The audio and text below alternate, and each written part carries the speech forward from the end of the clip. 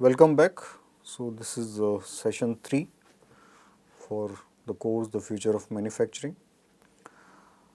So we closed the previous session on this slide when we got the wisdom from the Industrial Revolution and Pre-Industrial Revolution, and three things which came out explicitly is the economies of scale, the learning curve, and the variety inhibits speed, right? So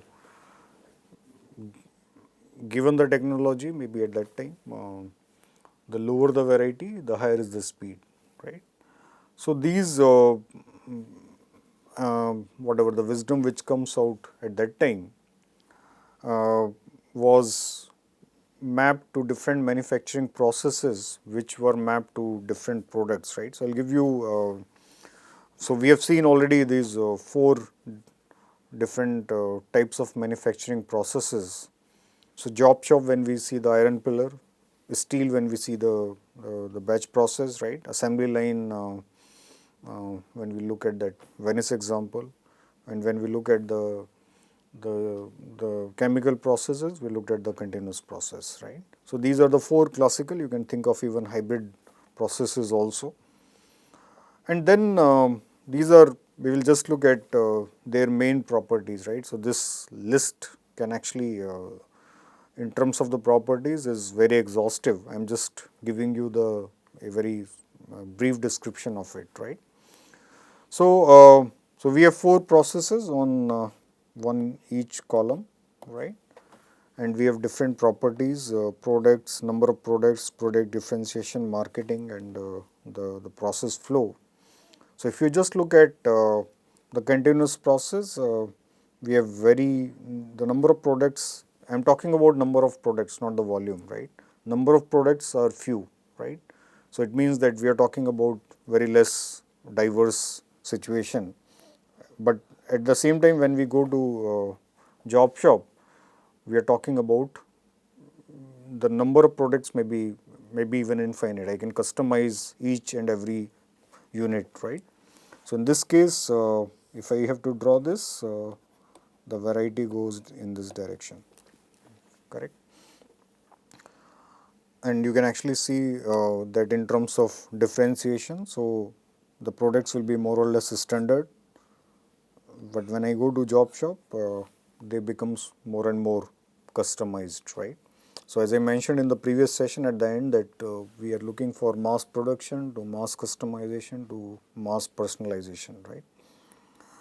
So again in this case, the variety moves in this direction,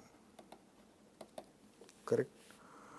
Now when we talk about the marketing side, you recall the CIRP definition, the marketing is part of it. So features of the product, because now the product is sufficiently differentiated, the feature of the product becomes the marketing USP, right? But when I go to the continuous, because not much variety, speed may be high, the cost may be low, so the price becomes the USP, correct? So in this case, if I go by this logic, the cost may be moving in this direction. So, so if I say I should put that cost on the lower side, right? So this side the cost is moving on the lower side, right? And because this also makes sense because continuous process, as we talked earlier, may be more capital intensive, right? So the larger volumes will lower the average cost, right? And when we look at the process flow, so there is no pattern, right? So if I just think of that iron pillar example, there is no flow there, right? You can just design in any form, anything can come first, right? In the batch process, there would be few dominant patterns, correct? When I go to the assembly line, it may have a rigid flow. It may be in fact rigid for a product, right? So if you have seen or heard about the automotive platforms, so they are customized for a product, right? So it's a rigid flow pattern for a product. And when we go to the continuous, it actually becomes very clear and inflexible, right.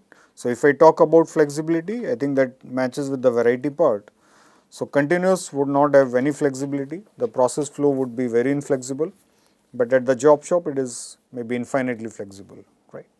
So, these forms the basic characteristics of these four kind of processes. And then there is a very seminal paper, in fact an HBR article by Hayes and Wheelwright published in 1979, and what they actually proposed in that paper is called as the product process matrix, right.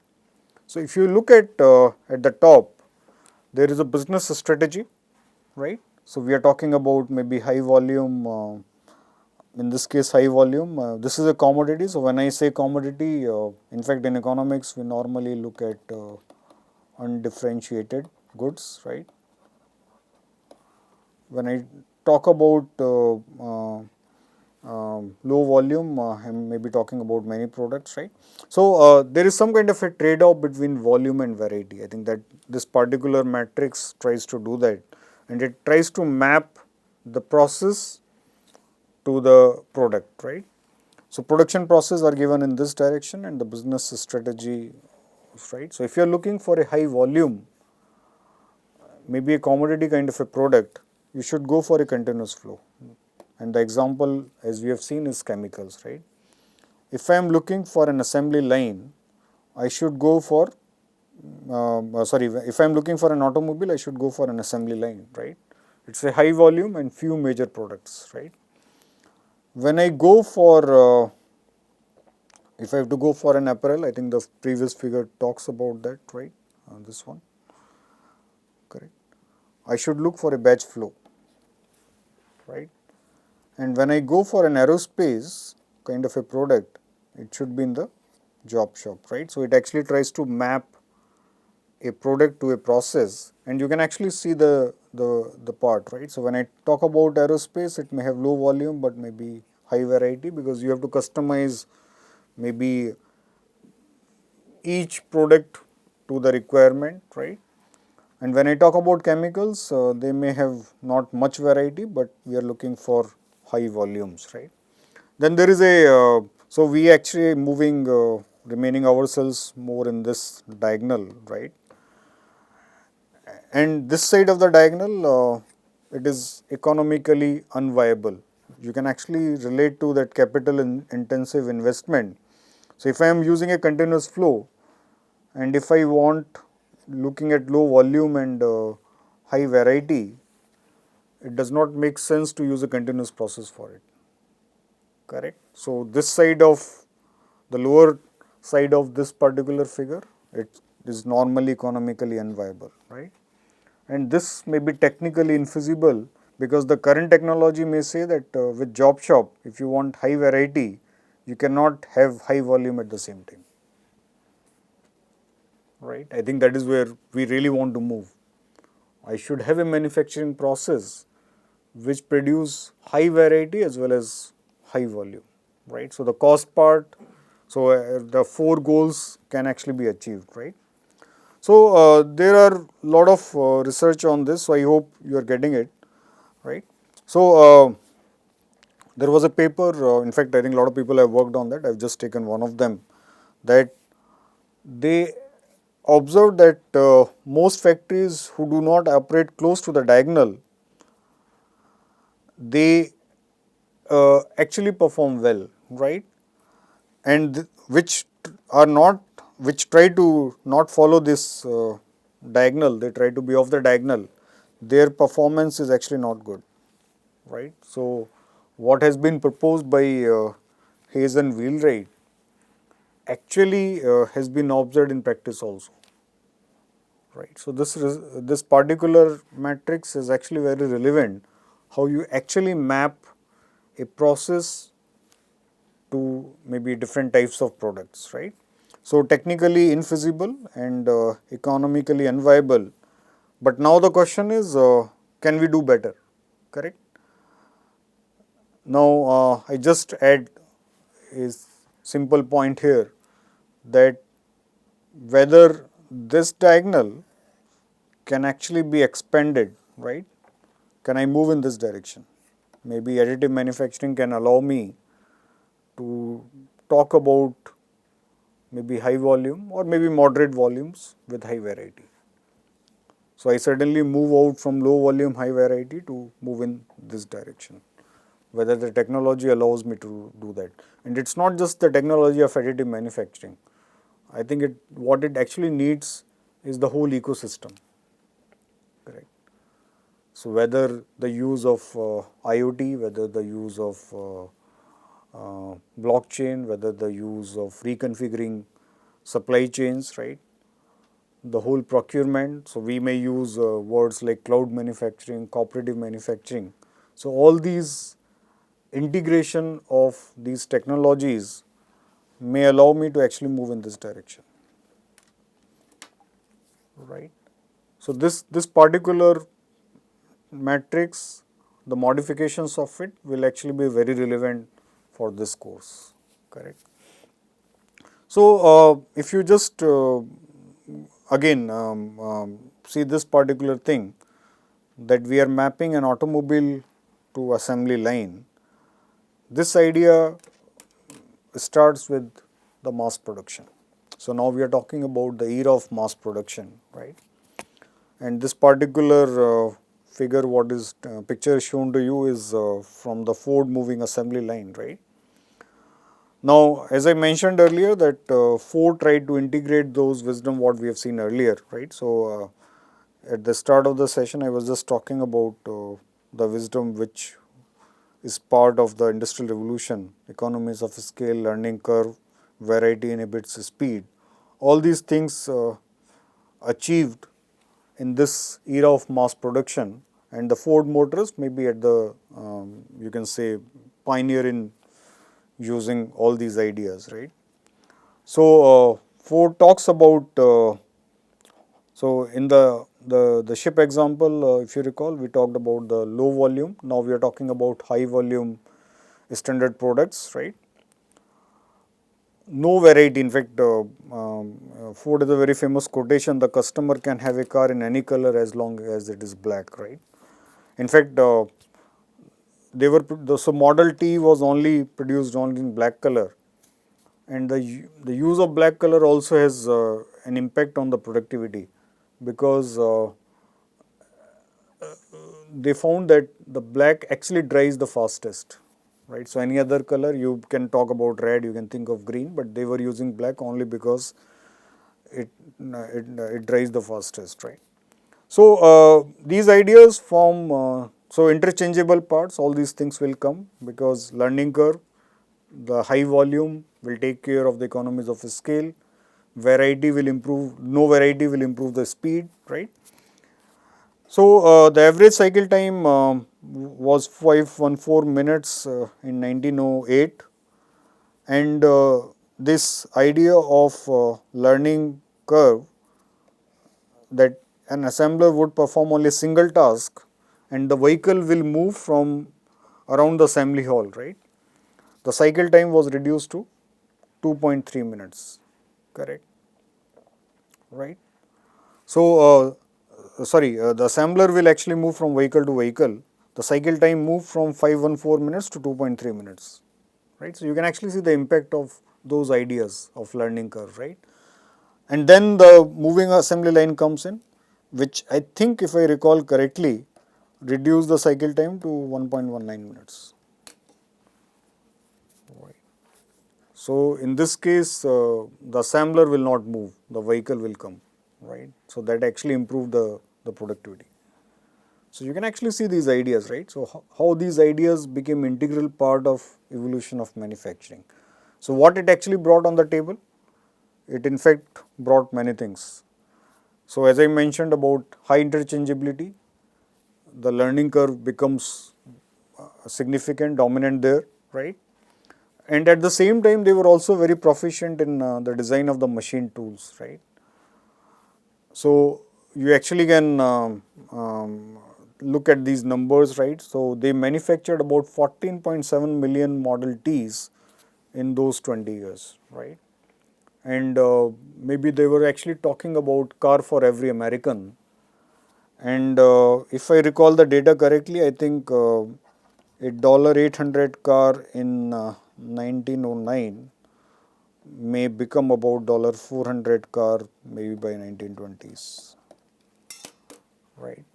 So all these ideas of economies of scale, learning curve, variety inhibits speed, has significantly impacted the cost, and the cost of the product may be reduced by half, right? So when we talk about, say, Tata Nano, we were talking about $2,000 car maybe in 2000s, right? But Ford actually has achieved that number. Maybe the $400 may have a different value at that time, but the cost significantly came down, and it looks like that every American actually can buy a car, right? And these ideas propelled the manufacturing significantly, and mass production became the foremost manufacturing technology of the 20th century, right? So, in fact, these numbers, what I told you about $400 or something, they would have come down even further, right? So, I think the data what I am showing is only for 1909 and 1920s, right? So, the idea of no variety, economies of scale, high interchangeability, right, allowed Ford to reach these numbers, right? But then, uh, as a consumer, will you always prefer to have a black car, right? So, in fact, when we go and try to buy a car today, we always look for more options, right? We may look for more customization, correct? I may look for something which is customized for me, right? So, I may not, cost is only one part of the story, right? In fact, if you can start thinking about the scale part, the marketing dominance also came with this idea, right? Marketing as a functional area, because if you really want high volumes, you really want high demand, correct? So the marketing and operations actually start going in sync with each other, right? So you can actually have low cost only when you actually have high volumes, and when you have high volumes, you need high demand, correct? So but the question here is when the productivity improves, the overall income of maybe the citizens improve, right? In that case, they may look for more variety. They may not be happy with having just the black car, right?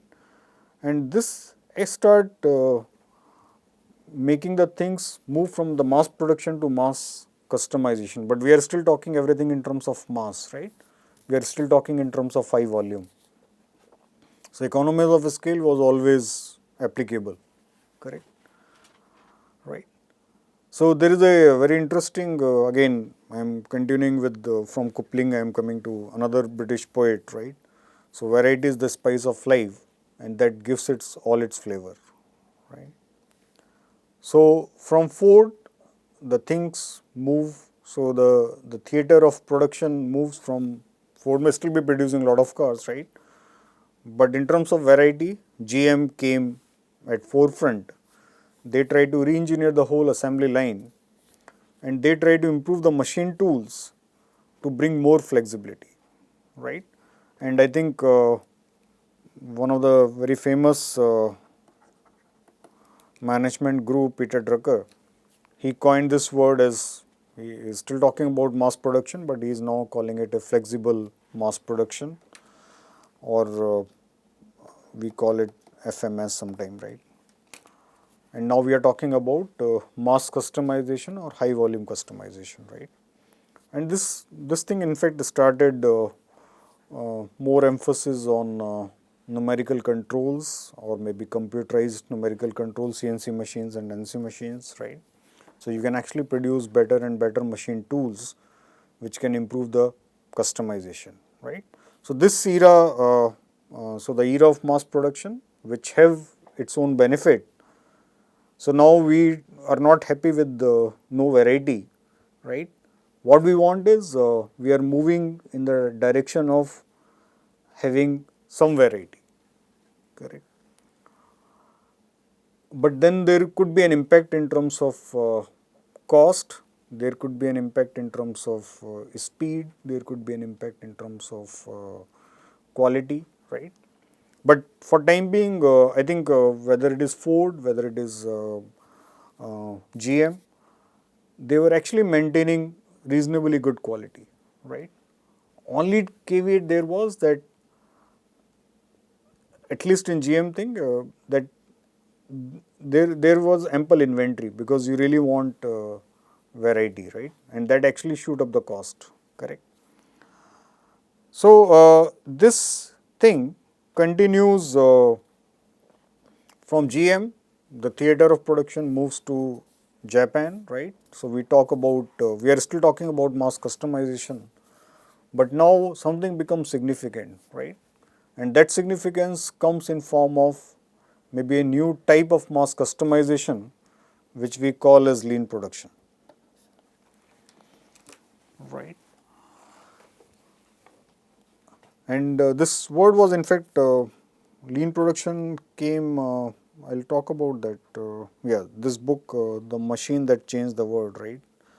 So this word was first coined in this book, The Story of Lean Production.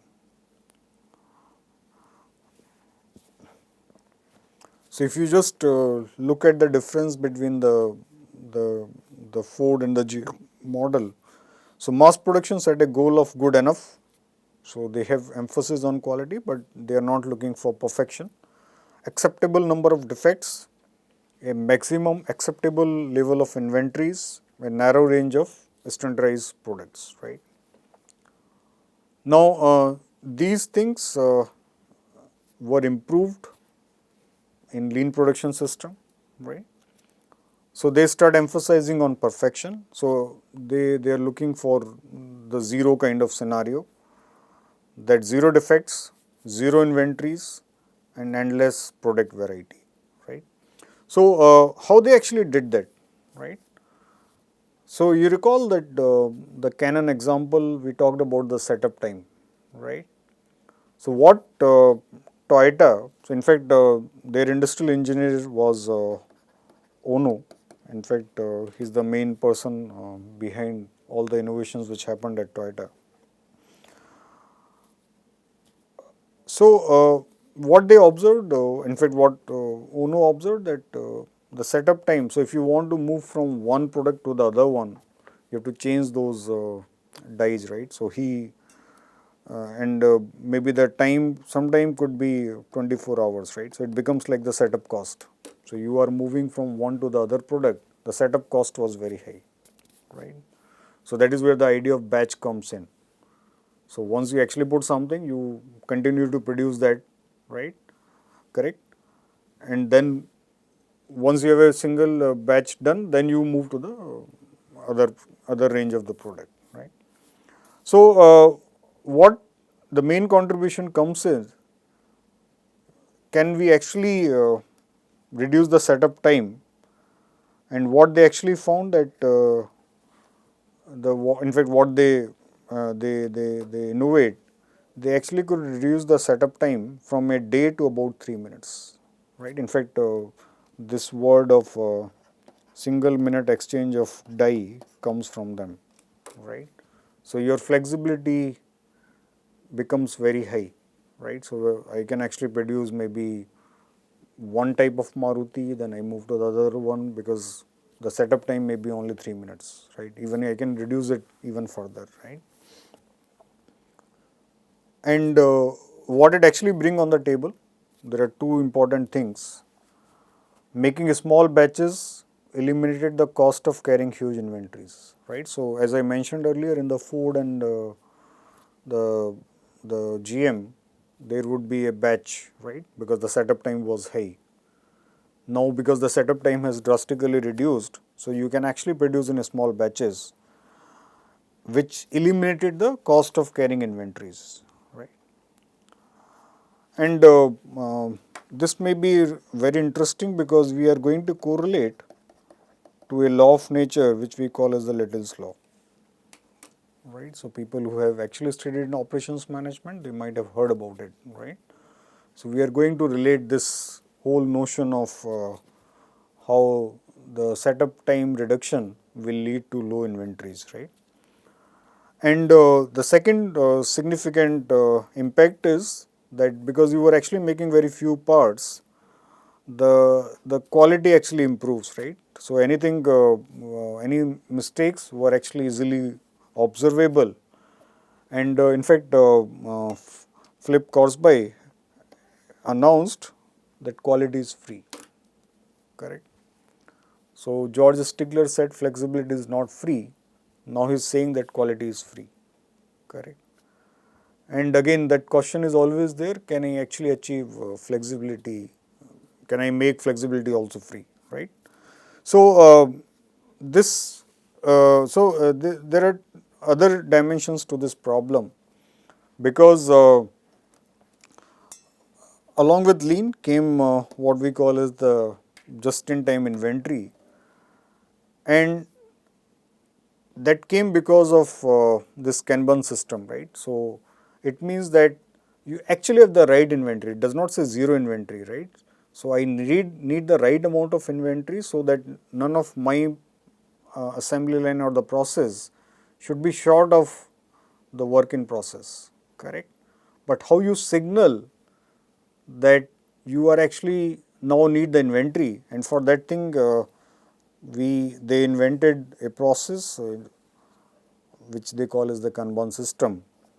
And so, Ford system or the mass production systems were mainly the push. So, it means that you do not bother about what is actually happening on the downstream side, right. You just follow the process, whatever is the batch size, you keep on producing, right. So, quality will be taken care only at the end. But in the Toyota production system, we are talking about a pull system, right. And to pull, we need this Kanban thing, right. That is to signal to the upstream that now the inventory actually has to come, correct. So, this is the other innovation which actually happened in the Toyota production system, right. And all these things assimilate into this idea that quality you can actually achieve at no cost, right. But again, now you can actually see that we are moving in the right direction. We are actually still talking about high volume production, right. It means that your cost would be low. In fact, in this case, the cost may be even lower because the inventories have come down, right. Your speed may still be same. So, in terms of the technical definition, I can call it the throughput, right. The quality has significantly improved, and we are also improving the variety. So, if I just start comparing those four goals, the mass customization is actually making me in the right direction, right, moving the things in the right direction, right. So, it certainly has a big impact on the way we actually think about manufacturing. But then again the most important question is always this, can I do better, correct. So, can there be more advances in technology which can actually allow us to even improve the Toyota production system, right. So, with this I will conclude this particular session. In the next session, we are going to talk about the the the remaining portion of we talked about mass customization, we will be going to mass personalization, right. We will be talking about more on the business models, right, and we will also look at the technical definitions of what is the economies of scale, economies of scope, and economies of unscale, right, and how these things are changing the manufacturing paradigms, right. So, with this I will conclude this session. Thank you.